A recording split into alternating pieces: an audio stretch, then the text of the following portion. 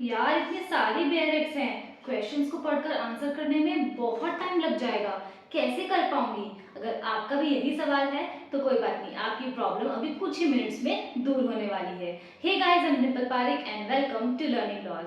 आज की वीडियो में हम all India bar exam 17 that is past year paper को सॉल्व करने वाले हैं साथ में मिलकर, जिससे आपको क्लैरिटी मिल जाएगी कि एग्जाम वाले दिन आपको पेपर कैसे अटेम्प्ट करना है। तो चलिए स्टार्ट करते हैं हमारी वीडियो के साथ। अगर आप चैनल पे नए हैं और मेरी वीडियोस आपको पसंद आ रही हैं then please consider subscribing to my channel. सबसे पहले सील ओपन करने के बाद आपको 1 मिनट में पूरा पेपर एनालाइज करना है। जब मैं ऑल इंडिया बार एग्जाम 17 देने गई थी तो ऑब्वियसली मैंने भी पास्ट ईयर पेपर सॉल्व किए थे, बट मैं बहुत नर्वस थी because all India bar exam 17 से पहले जितने भी एग्जाम्स हुए हैं उनमें क्वेश्चंस बहुत ही जम्बल्ड वे में दिए गए थे। बट अगर आप AIBE 17 की बात करें तो इसमें क्रोनोलॉजिकली सब्जेक्ट वाइज क्वेश्चंस पूछे गए हैं। जैसे मेरे पेपर में क्वेश्चन नंबर 1 से लेकर 10 तक कॉन्स्टिट्यूशन के क्वेश्चंस आए थे। ठीक है, तो इसलिए आपको घबराने की कोई बात नहीं है और आपको अपनी बुक्स बेयरक्स इस तरीके से साइड में अपने टेबल पे रखनी है। अब हम पढ़ते हैं question number 1, that is the title of the Constitution of India is laid down in which article? Options are Article 1, Article 5, Article 390 and Article 393. अब स्टूडेंट्स बोलेंगे कि ये कैसा क्वेश्चन है, obviously the answer is article 1, but आप यही mistake कर रहे हो। अगर ऐसे ही जल्दबाजी करोगे तो पूरा इजी पेपर आपका बिगड़ सकता है, इसलिए हमें ऐसा नहीं करना है। जो भी आर्टिकल्स हमने ऑप्शंस में दिए हैं एटलीस्ट एक बार उन्हें अपनी वेरेट में निकाल कर पढ़ लें। यहाँ पर the correct answer is not article 1, the correct answer is article 393 और अगर आप अपनी वेरेट खोल के देखेंगे तो आपको इसका जवाब मिल जाएगा। Now I hope it is clear. आपको इसी तरीके से अपना पूरा पेपर सॉल्व करना है। क्वेश्चंस पढ़ेंगे, बेयरट खोलेंगे, जो भी हमें ऑप्शंस दिए गए हैं बस उन्हीं ऑप्शंस को के आर्टिकल या सेक्शन नंबर हम अपने बेयरट में निकाल कर पढ़ेंगे। ठीक है, तो क्वेश्चन नंबर 1 हो गया। अब आते हैं क्वेश्चन नंबर 6 पे, वो कॉन्स्टिट्यूशन का ही है।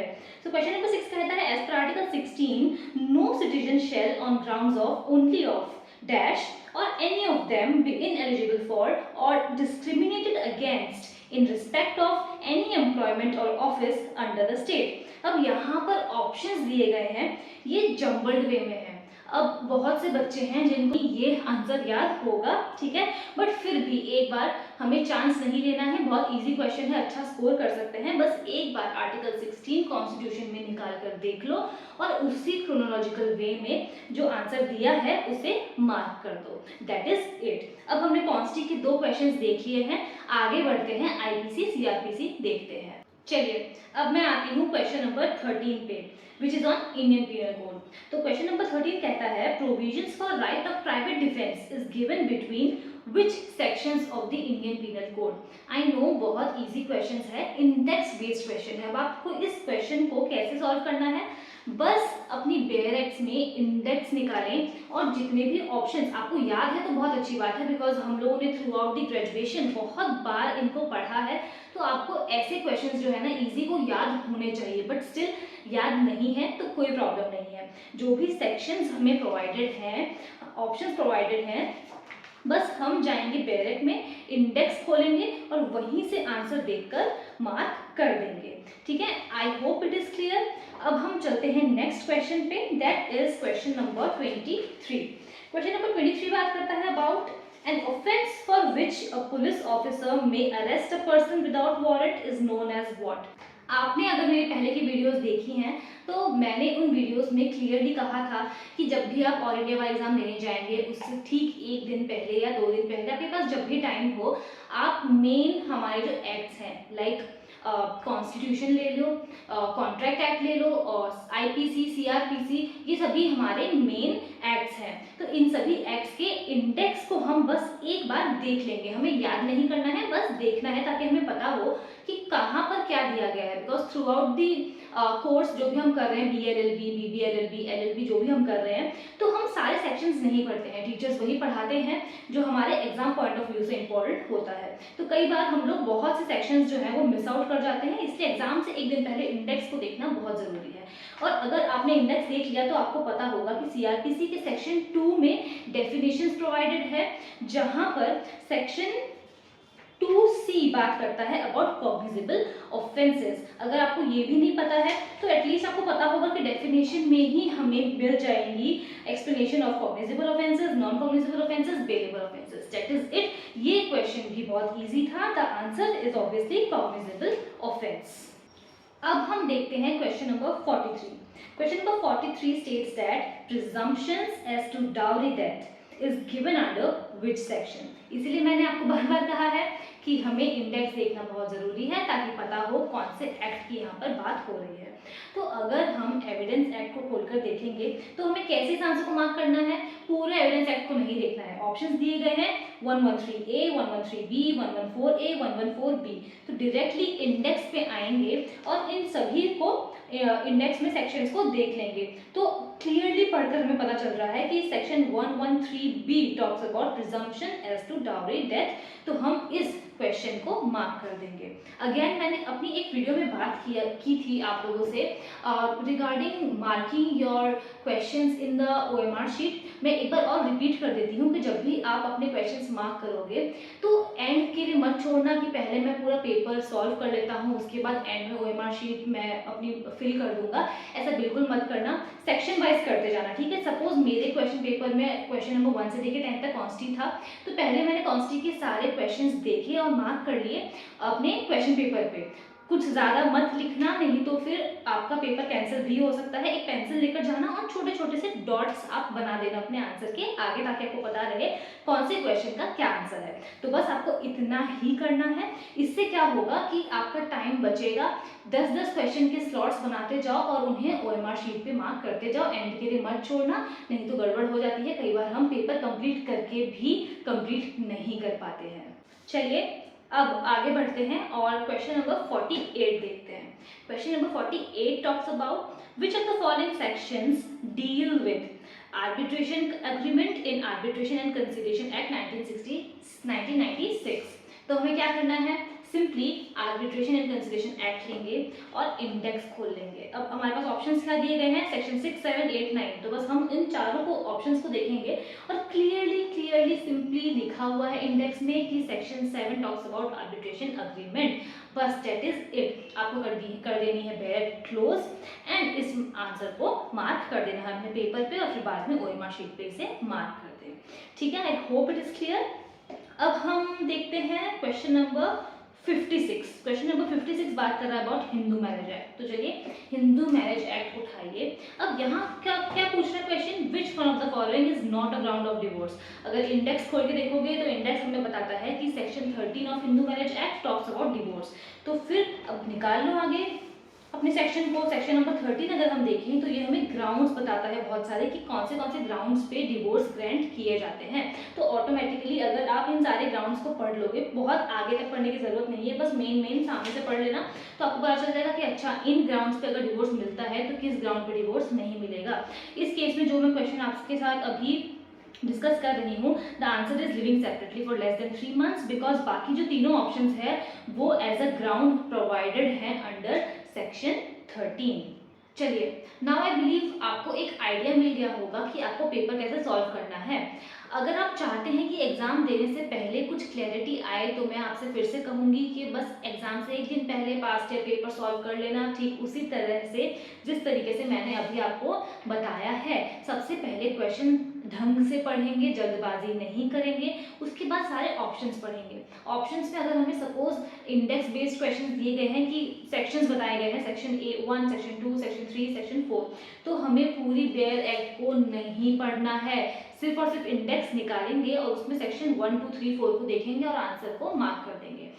ऐसे 2, 3, 4 क्वेश्चंस में भी हो सकते हैं जो हमें समझ ना आ रहा हो. तो हम क्या करेंगे मार्क कर देना कि आपने इस क्वेश्चन को अटेम्प्ट नहीं किया है और आगे बढ़ जाना. टाइम वेस्ट बिल्कुल मत करना. 3.5 घंटे हमें लगता है कि काफ़ी है, बहुत जल्दी हो जाएगा, बट ट्रस्ट मी जब हम एक बैरक को लेकर क्वेश्चंस को पढ़कर आंसर्स मार्क करते हैं टाइम कब निकल जाता है पता ही नहीं चलता है. मेरे साथ भी ऐसा हुआ था इसलिए मैं आपको वार्न कर रही हूँ. अब मैं आपके साथ डिस्कस करती हूँ कुछ ऐसे इंपॉर्टेंट क्वेश्चंस जो मुझे लगता है आपको एग्जाम के पहले देख कर जाने की ज़रूरत है, या मैं आपको एक बार बता देती हूँ कि कैसे क्वेश्चंस पूछे गए थे ताकि आपको एक आइडिया हो। बेसिकली अगर हम देखें तो जनरल क्वेश्चंस होते हैं जो हमने थ्रू आउट द 3 इयर्स और 5 ईयर कोर्स जो भी आपने किया है उसमें हमने पढ़े होते हैं। जैसे कि आप क्वेश्चन नंबर 60 देख लो, who is known as the father of PIL in India? Public interest litigation के फादर कौन है इंडिया में? तो अगर आप इसके ऑप्शंस पढ़ेंगे तो आपको पता चल जाएगा, it is justice PN Bhagwati. हमने बहुत बार कॉन्स्टी अगर आपने पढ़ी होगी उसमें आपने डेफिनेटली ये पढ़ा होगा, और पीआईएल एज अ सब्जेक्ट भी अगर आपके कॉलेज में था तो आपने पढ़ा होगा कि it is justice PN Bhagwati. इसीलिए जो भी हम 5 सालों में पढ़ते हैं उन्हें हमें भूलना नहीं है, ठीक है, और कुछ कुछ टाइम पे ब्रश अप करते रहना है अपनी मेमोरी को। अब एक और क्वेश्चन मैं आपको बताऊं, जैसे कि क्वेश्चन नंबर 63 है जो रिट्स के बारे में बात करना है। अब आप क्या करेंगे एग्जाम से पहले, मैं आपको अभी ही बता देती हूँ। रिट निकालेंगे कि कितनी काइंड्स ऑफ रिट्स होती हैं, और जैसे कि सपोज रिट ऑफ मैंडेमस है, आपको बहुत इन डेप्थ नहीं जाना है, बस क्या करना, सिंपली रिट ऑफ मैंडेमस का इंग्लिश टर्म क्या होता है, वन लाइनर में आपको पढ़ के जाना है कि रिट ऑफ मैंडेमस ये होता है, रिट ऑफ को वारंटो ये इसे बोलते हैं, रिट ऑफ सर्शियरी ये होता है, रिट ऑफ प्रोहिबिशन ये होता है। बस अगर आप, और हीबियस कॉर्पस, तो अगर आप बस वन लाइनर्स पढ़ के जाएंगे तब भी आप इस क्वेश्चन को मार्क कर पाएंगे। उसके बाद आपको देखने हैं कुछ बहुत ही इंपॉर्टेंट लैंडमार्क जजमेंट्स, जैसे कि अगर मैं यहाँ बात करूँ, एक तो ग्लूकोस्टर ग्रामर स्कूल केस की यहाँ बात की गई है, ठीक है।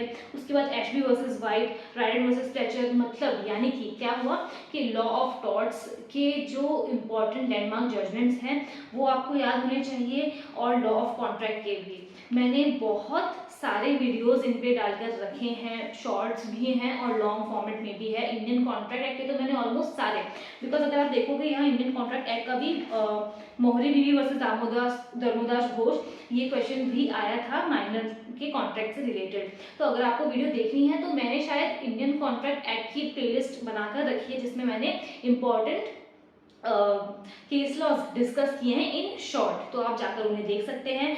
और कुछ क्वेश्चंस आप एक्सपेक्ट कर सकते हो लीगल मैगजीन से भी, तो आपको टेंशन लेने की कोई बात नहीं है। मैंने लीगल मैगजीन पे भी 30 डेज चैलेंज किया था, जहां मैंने विद इन 1 मिनट बहुत सारे इंपॉर्टेंट 30 लीगल मैगजीन्स डिस्कस किए हैं आप लोगों के साथ, आप जाकर उन्हें भी देख सकते हैं। बस जितने मैंने डिस्कस किए हैं उतने लीगल मैगजीन्स आपके लिए इनफ हैं अगर आप उन्हें पढ़कर जाते हैं तो ऐसे ही कुछ क्वेश्चंस थे जो मैं आपको बताना चाहती थी कि आपको एग्जाम से पहले एक बार देख लेने चाहिए कुछ इंपॉर्टेंट लैंडमार्क जजमेंट्स, ठीक है।